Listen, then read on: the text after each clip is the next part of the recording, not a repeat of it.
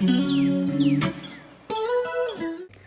internet, I'm Afton. What's up in the universe today? If you clicked on this video, you saw the title, which means I'm assuming that you know what the 75 Hard Challenge is. If you don't, it's basically a fitness and general wellness challenge that lasts for 75 days. It was created by this fitness guru guy named Andy Frisella, and there are 6 different requirements. So if you can see, hopefully you can, I have them laid out here. So first there are 2 workouts that you're required to do daily. It's gonna be any time during the day. One of them has to be outside and one of them has to be inside, okay? So then you have to drink 1 gallon of water. You're supposed to read 10 pages of a nonfiction book, and you're supposed to stick to a diet. It can be any diet. And then the last requirement is that you do daily progress photos or that you weigh yourself daily. So I'm gonna be making probably a few adjustments, although I do plan to stick to all 6 of these rules in some capacity. I guess first I should explain why I'm interested in doing this challenge. So growing up, I was one of those people that was super insecure about, I guess, my athletic abilities, my physical abilities, that kind of thing. I was that kid who couldn't play Foursquare, who always got hit in the face during dodgeball because I wasn't paying attention. Definitely never came in first when we had to run the mile or do the pacer test, okay? And over the past year, I've really just been trying to, especially since I've been in college, just to work on myself, work on my mental health, my physical well-being, and develop discipline. So while this challenge is going on, I'm gonna be turning 20, about 20 days into it actually, and so I figured that there's really no better time to start a challenge like this. I am a college student, and so I definitely am a busy person. I work as well, and I might be taking on a second job soon. But I love a good challenge. I just want to be able to say that this is something that I've accomplished. Not to say that I'll be a failure if I don't make it through all 75 days, because if I didn't previously mention, if you miss any of the requirements throughout this whole process, you have to start all over at day 1. If I fail, I will probably not be starting over, at least for a while. So hopefully this goes well. So anyway, throughout this video, I'm just gonna be explaining my process of preparing for this challenge and yeah, mapping everything out, getting in the right headspace so that I have the best possible chance of being successful at this. Being a student could complicate things, working could complicate things, the weather could complicate things. There's a lot of things that could go wrong. And so yeah, hopefully I am just gonna be able to be flexible enough to make it happen. I tend to be a type A person, a little bit of an overachiever, and so I feel if I really believe that I can make this happen, I'll make it happen, but we will see. Yeah, without further ado, let's get into the prep. Welcome back. Okay, apologies for the lighting. I'm situated next to this giant window and the sun just has a mind of its own. So it's probably gonna change throughout this clip and that's fine. Okay, so one thing that I just wanted to point out really quickly is that this process is about you and it's about your health journey. And so despite what you might see online, it does not need to be a glamorous process, okay? So just work with whatever you've got. For me, I have a notebook. We've got my colored pens, got a Diet Coke, of course.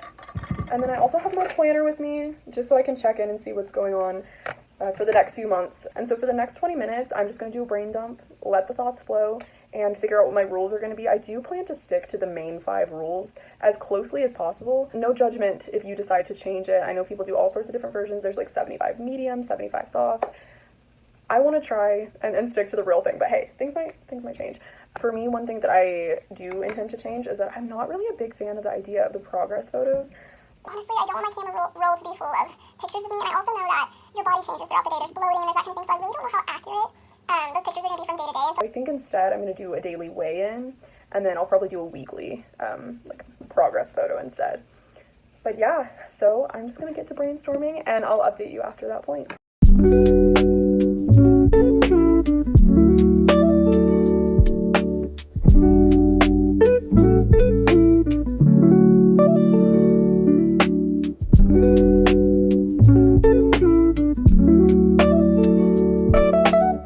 So for the diet portion of this, I don't want to follow a specific diet like keto or paleo, although those are some completely respectable diets to follow if you're interested in being super strict.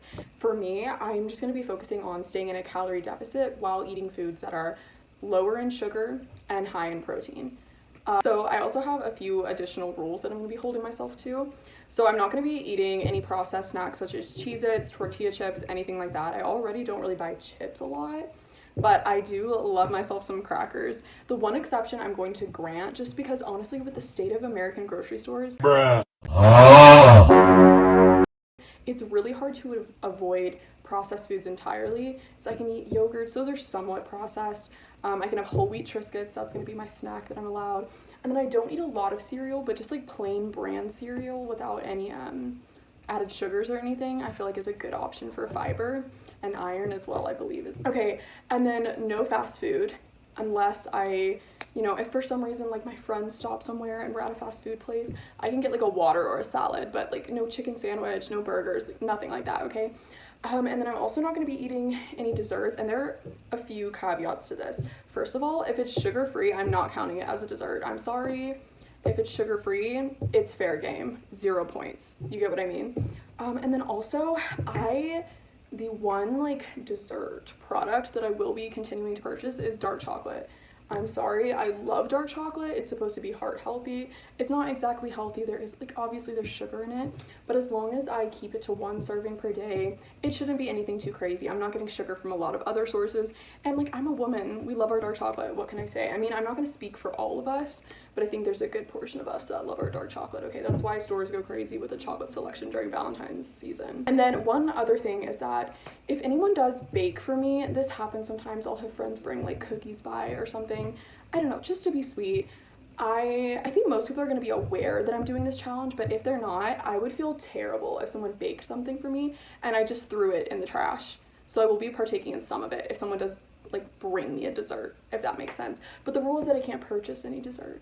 So we'll see what happens with that. And then one more thing is I'm not going to be drinking any sugared drinks. And I already kind of follow this rule because if I have soda, it's usually diet. I love my Diet Coke. Some people are going to hate on that. I know aspartame's not great for you. I know the artificial sweeteners are not great for you, but neither is sugar, okay? And you only live once. I know, I'm sorry, that defeats the whole point of a health challenge. But for Diet Coke, I do have that kind of YOLO mindset. Sorry. Yeah, so no chocolate milk or sugared sodas or anything of that sort. And that should be easier since I'm gonna have to drink an entire gallon of water per day. And for those of you who don't know, which I'm assuming is everyone, I'm not really a fan of water. I never have been. Just water by itself is not my thing. So I drink a lot of sparkling water. I get these sugar-free Crystal Light lemonade packets, Liquid IV. I just struggle to drink water on its own, especially if it's lukewarm. No warm water here, okay? I'm an American, tried and true.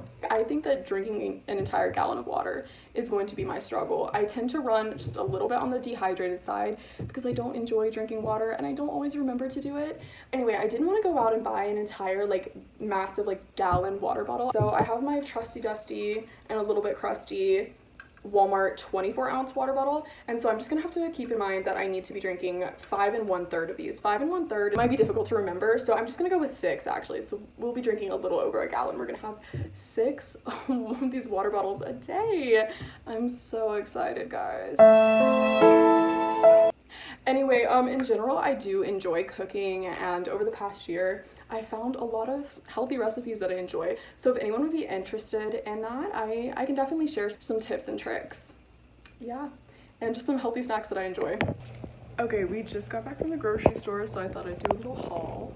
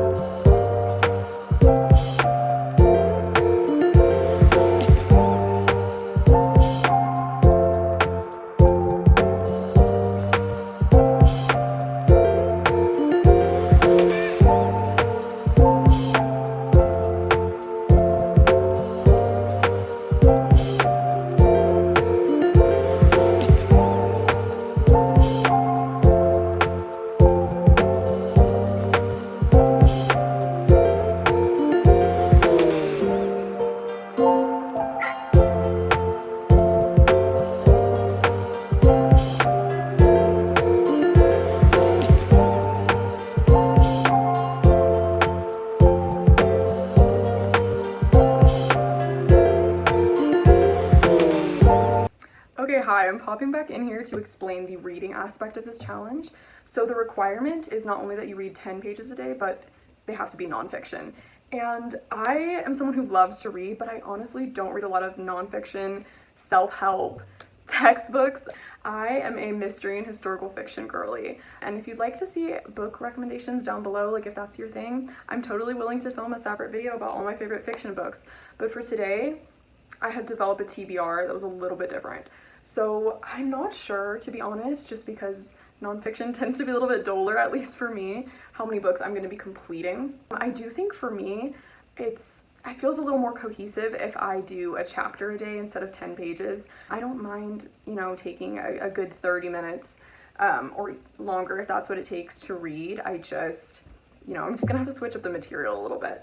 So I'm not exactly sure which books I'm gonna be reading. I have a few picked out though, and luckily I have a great public library in my area. My university has an excellent library, so I don't need to have the physical copies of everything. I do have 2 physical copies of books that I'm interested in reading for this.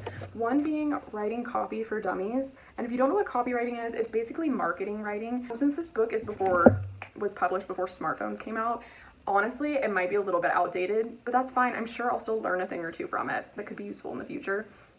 And then also, I'm studying economics. And so this I will probably save for the end, but once I'm done with some of my other stuff that I have picked out or that I'm interested in, I think I'm going to brush up on econ before the next semester. So this is not super important and it's definitely subject to change, but just to give you kind of some inspiration, here are some ideas I have for books that I want to read. So the first one is 12 Rules for Life by Jordan Peterson. He's a psychologist, I believe. Another self-help book is called The Mountain Is You, although full disclosure, I don't remember the author at this point in time. And then I'm also interested in reading Mere Christianity by C.S. Lewis and The Coddling of the American Mind. Okay, so everyone's favorite part of the 75 Hard Challenge is obviously the daily workouts. This is not going to be the hardest part for me, if I'm being completely honest, just because I've been going to the gym for a little while now. I would say about 9 months. And since they're 2 45-minute workouts and I typically do like an hour and 15 or an hour and 30-minute workout, I don't think it's gonna be super hard to get it done in general. Like I don't think I'm gonna be super tired. It's just a matter of fitting 2 separate workouts into my schedule. And then one of them has to be outside and one of them has to be inside.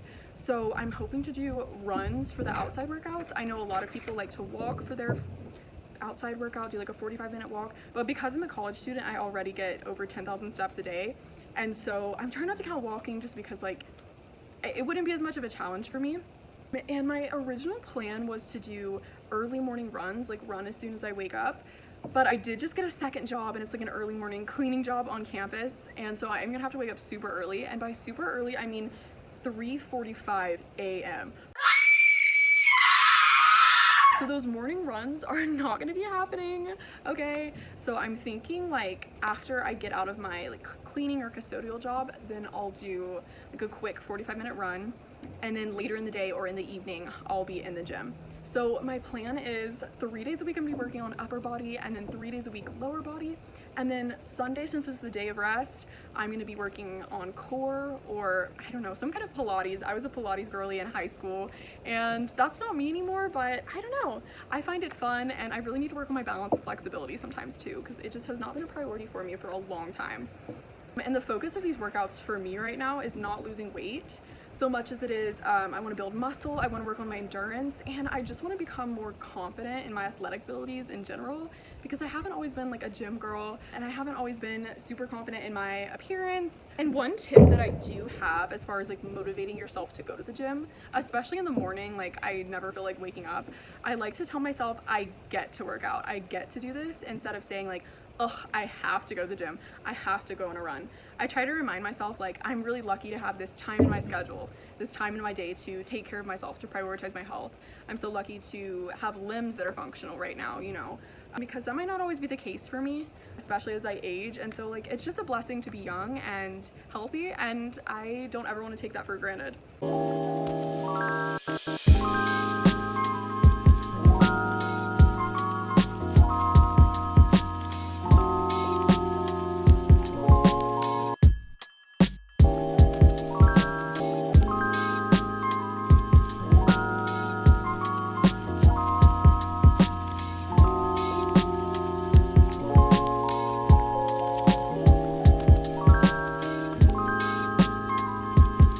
All right, y'all, as you can probably tell, I have a lot to think about between now and Thursday, which is when I'm starting the challenge. So if you're someone who has completed 75 hard before, or you're currently in the process of it on like day 30, whatever it might be, leave a tip down below if you have any on just how you're surviving, okay?